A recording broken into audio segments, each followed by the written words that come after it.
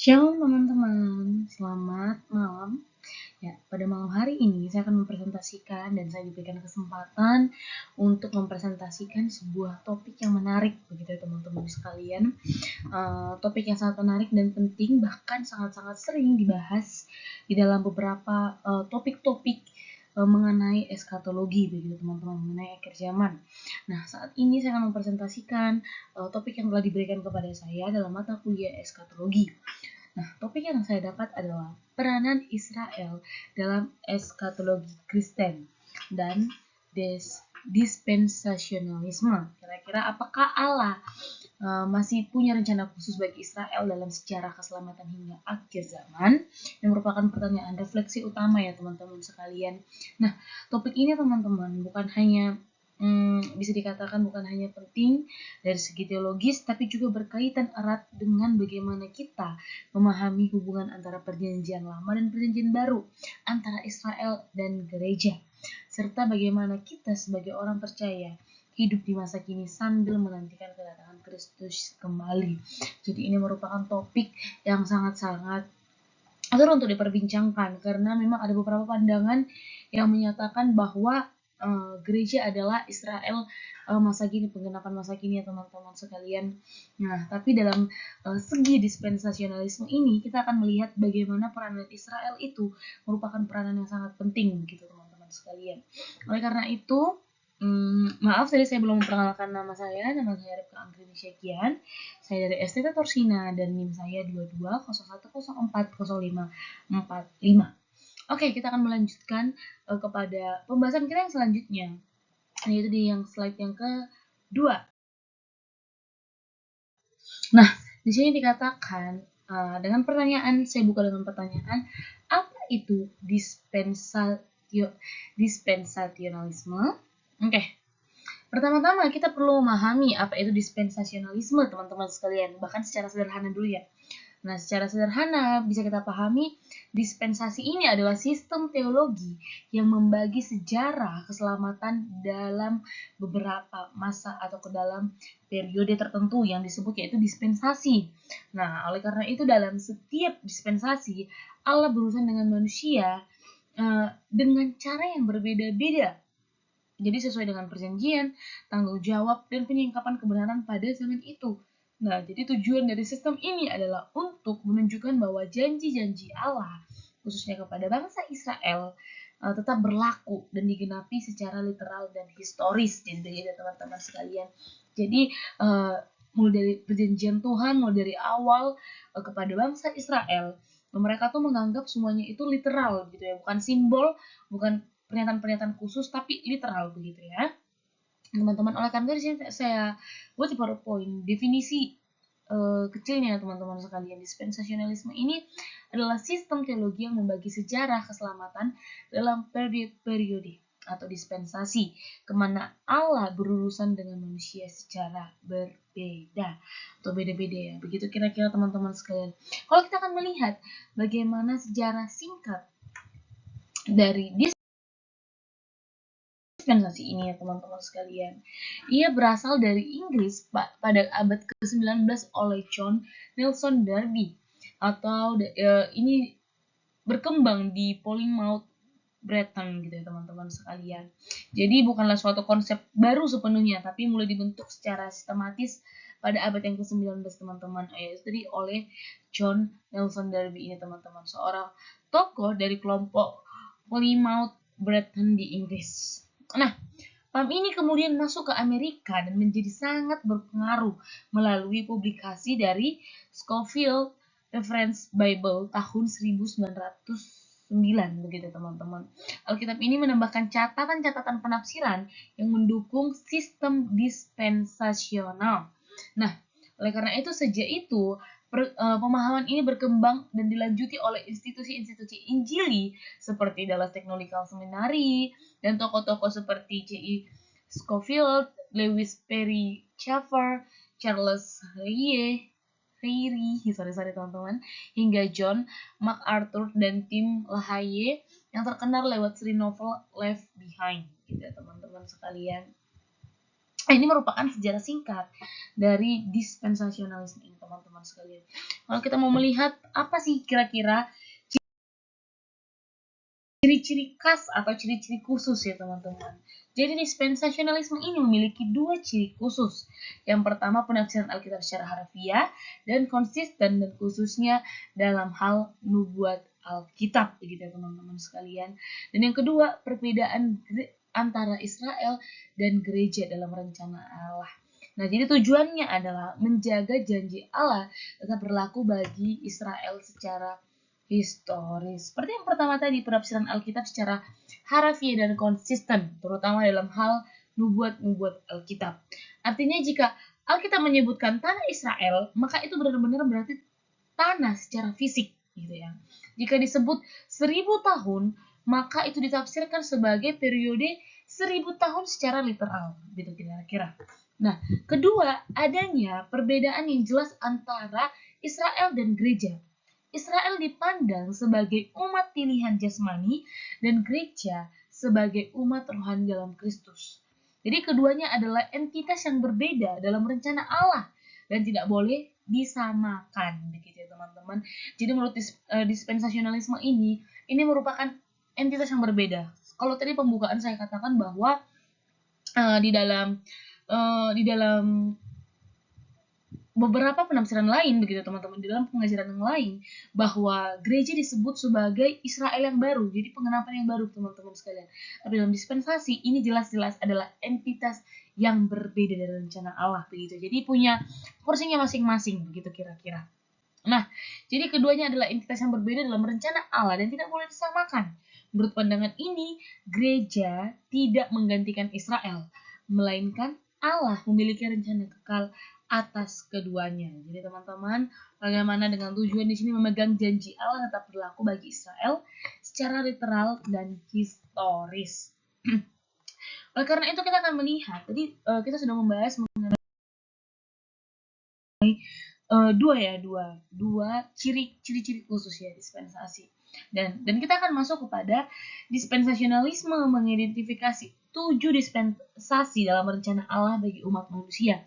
Jadi kalau saya jelaskan di definisi awal bagaimana Allah tadi bekerja berbeda-beda ya teman-teman, dalam masa-masa ke masa berbeda-beda, tergantung dengan tanggung jawab, tergantung dengan politik begitu ya teman-teman sekalian. Nah, jadi dalam dispensasionalisme ini mengidentifikasi 7 dispensasi yang dibagi. Yang pertama yaitu inosensia atau Adam sebelum kejatuhan gitu ya. Zaman Adam sebelum kejatuhan ketika manusia belum mengenal dosa ya teman-teman sekalian. Nah, yang kedua yaitu adalah hati nurani. Jadi setelah kejatuhan hingga air bah. Jadi manusia hidup menurut hati nuraninya gitu kira-kira. Dan yang ketiga itu adalah pemerintahan manusia gitu ya. Dimulai setelah air bah, di sana manusia diberi tanggung jawab untuk mengatur bumi. Begitu. Dan yang keempat yaitu janji Abraham sampai Musa. Jadi masa dari Abraham sampai Musa, Allah membuat janji tentang tanah, keturunan, dan berkat. Dan yang kelima, hukum. Di sana dari Musa sampai pada Kristus. Masa dari Musa sampai Kristus ketika bangsa Israel hidup di bawah Taurat. Dan yang keenam adalah anugerah zaman gereja sekarang. Zaman gereja saat ini ketika keselamatan ditawarkan melalui iman kepada Yesus Kristus. Dan yang ketujuh yaitu masa 1000 tahun pemerintahan, di mana di sana masa yang akan datang yaitu masa 1000 tahun pemerintahan Kristus di bumi, itu jelas-jelas adalah secara literal. Jadi kita saat ini hidup di dispensasi yang keenam. Dan pengenapan penuh masih akan dinantikan di masa depan begitu ya teman-teman. Jadi saat ini yaitu zaman-zaman anugerah atau zaman gereja sekarang. Dan kita sedang menantikan yaitu di kalau menurut mereka yaitu di periode yang ketujuh, yaitu di mana masa 1000 tahun pemerintahan Kristus. Nah, kira-kira ada beberapa pertanyaan yang diberikan. Apakah janji Allah kekal begitu ya kan? Nah, pertanyaan ini muncul, apakah janji Allah kekal? Nah, kalau dispensasionalisme jelas menjawab ya gitu ya kan. Janji kepada Abraham tentang tanah, keturunan, dan berkat gitu kan adalah janji kekal. Meskipun sebagian janji itu telah digenapi seperti kelahiran bangsa Israel, namun banyak janji belum digenapi secara penuh, terutama tentang kerajaan damai dan kedaulatan penuh atas tanah perjanjian. Jadi jelas ya teman-teman, dalam Yeremia 31 di sana secara eksplisit menyatakan bahwa janji Allah kepada Israel bersifat kekal. Bahkan dikatakan bahwa selama matahari dan bulan masih ada, Israel tidak akan ditolak Allah. Nah, tapi gitu ya, pandangan lain mengatakan bahwa semua janji itu digenapi secara rohani dalam Kristus dan semua orang percaya adalah keturunan Abraham. Jadi secara rohani ini misalnya terlihat di Galatia 3 ayat yang ke-29 yang saya buat di layar PPT ya teman-teman sekalian. Jadi semua janji telah digenapi seperti itu kira-kira. Jadi kalau ditanya apakah janji Allah kekal, ya kalau dalam dispensasionalisme jelas bahwa dikatakan ya janji Allah kekal kepada bangsa Israel, gitu ya kan? Kepada bangsa Israel itu akan terjadi seperti pemahaman mereka bahwa pernyataan yang telah janji-janji yang telah diberikan Tuhan di awal itu jelas-jelas adalah janji yang dipahami secara literal dan pasti akan terjadi begitu ya teman-teman, dan pasti akan digenapi. Oleh karena itu banyak dikatakan bahwa belum digenapi secara penuh begitu dalam pandangan dispensasi. Tapi dalam pandangan lain dikatakan bahwa janji digenapi dalam Kristus, yaitu dalam Galatia 3 ayat yang ke-29. Nah, oleh karena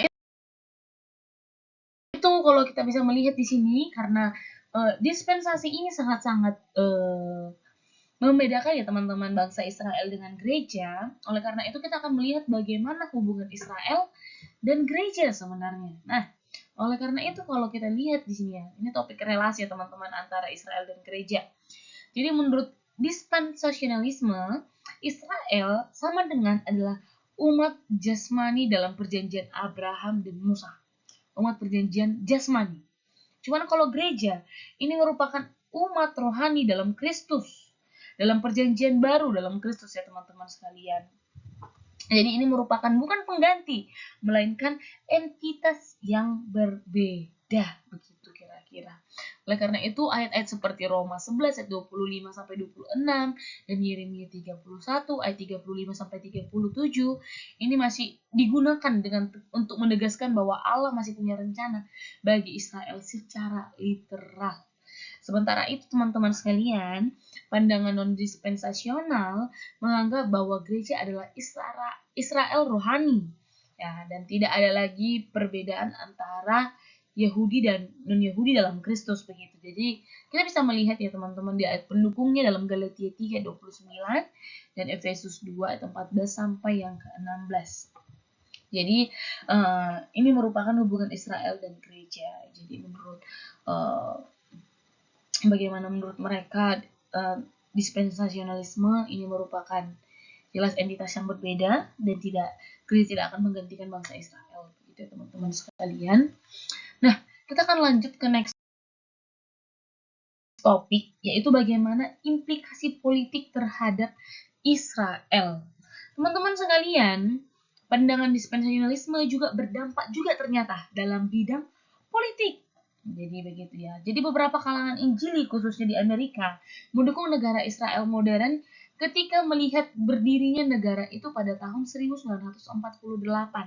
Nah, sebagai ini merupakan anggapan mereka itu sebagai penggenapan nubuatan dari Tuhan, teman-teman sekalian. Jadi mereka juga mendorong pembangunan bait suci ketiga di Yerusalem, sebagian dari penggenapan nubuatan tadi di akhir zaman.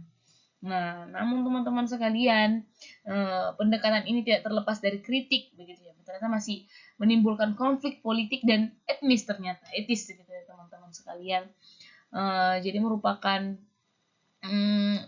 terlalu berfokus ya teman-teman, terlalu berfokus pada dukungan politik terhadap Israel bisa memicu konflik politik dan menimbulkan ketegangan etis, bahkan mendorong agenda-agenda yang tidak sejalan dengan nilai-nilai Injili. Jadi memang ternyata memiliki implikasi politik yang cukup besar terhadap Israel begitu teman-teman. Jika kita memang memiliki pemahaman mengenai dispensasi ini, ya pasti kita, karena kan pemahamannya diartikan semua secara literal, pasti otomatis ya berarti pada tahun 1948 itu apa yang terjadi begitu teman-teman sekalian, mereka menganggap bahwa itu merupakan penggenapan nubuatan daripada Tuhan. Oleh karena itu kita juga mau lihat Apa nih kelemahan dari dispensasionalisme? Nah, meskipun memiliki keunggulan dalam memahami struktur besar sejarah, begitu teman-teman, secara keselamatan pendekatan ini juga memiliki beberapa kelemahan ternyata. Yang pertama yaitu penafsiran terlalu harafiah, begitu ya. Jadi kadang terpisah dari konteks keseluruhan Alkitab, gitu. Terpisah dari konteks keseluruhan Alkitab, begitu. Jadi mereka pahami itu ya udah gitu. Jadi satu ayat itu yang dipahami mereka, jadi menurut mereka percaya dengan itu semua akan tergenapi. Jadi tidak melihat konteks keseluruhan Alkitab begitu. Dan yang kedua yaitu pemisahan Israel, gereja yang terlalu tajam. Jadi kadang mengabaikan kesatuan umat Allah dalam Kristus Yesus begitu teman-teman sekalian. Jadi seperti mungkin bisa dibilang mereka agak rasis begitu teman-teman sekalian. Dan yang ketiga yaitu fokus pada nubuatan masa depan. Jadi mereka fokus berlebihan gitu kan, dan mengabaikan misi sekarang. Sering membuat visi gereja di masa kini seperti penginjilan, pelayanan kasih menjadi terlupakan begitu. Akhirnya resikonya dukungan politik membabi buta terhadap Israel modern. Jadi bisa membawa implikasi moral dan sosial yang sangat-sangat kompleks. Nah, oleh karena itu kita tadi telah melihat kelemahan-kelemahan dari dispensasionalisme ini, dan seharusnya bagaimana kita merespon hal tersebut, ya teman-teman sekalian. Bagaimana kita merespon? Nah, jadi bagaimana sikap kita? Yang pertama, hargai kerangka dispensasional sebagai cara melihat sejarah keselamatan. Pertama, mari kita menghargai pendekatan dispensasional sebagai salah satu cara memahami sejarah keselamatan. Ini adalah kerangka yang kaya, terstruktur, dan banyak dipakai di kalangan Injil, teman-teman. Namun ya teman-teman, di sini yang kedua, uji semua doktrin dengan Alkitab bukan hanya tradisi teologis. Jadi kita perlu menguji semua doktrin dengan Alkitab. Jadi bukan hanya berdasarkan sistem teologis yang sudah jadi atau firman Tuhan yang harus menjadi fondasi utama kita. Ya, begitu kira-kira. Dan yang ketiga di sini, jangan gunakan eskatologi untuk dukungan politik yang membabi buta. Ya. Nah, kita juga harus hati-hati agar tidak memakai eskatologi sebagai dasar untuk dukungan politik tanpa kita mengkritisi, tanpa kita memahami begitu teman-teman. Jadi fokus utama kita tetap pada misi gereja, memberitakan Injil, mengasihi sesama, dan menanti kedatangan Kristus dengan harapan. Jadi apapun posisinya, Kristus adalah pusat dari semua nubuatan dan janji. Kita pada sampai di slide yang terakhir, saya mengucapkan banyak terima kasih. Sebagai penutup, apapun posisi teologis kita tentang Israel dan gereja, mari kita ingat Kristus adalah pusat dari semua nubuat dan janji Allah. Semua sejarah keselamatan dari Kejadian hingga Wahyu merujuk kepada Dia gitu kan, Mesias sejati. Jadi pengharapan kita bukan pada struktur politik, jadi juga bukan pada perjanjian jasmani, tapi pada Yesus Kristus yang telah mati dan bangkit, dan yang akan datang kembali memulihkan segalanya. Terima kasih karena Tuhan menolong kita untuk memahami segala rencananya yang ajaib dan memberi kita hati yang setia dan menantikan kedatangan Kristus yang kedua kali. Jadi teman-teman sekalian, Tuhan Yesus memberkati. Sekian, dan saya akan mengakhiri presentasi saya. Tuhan memberkati.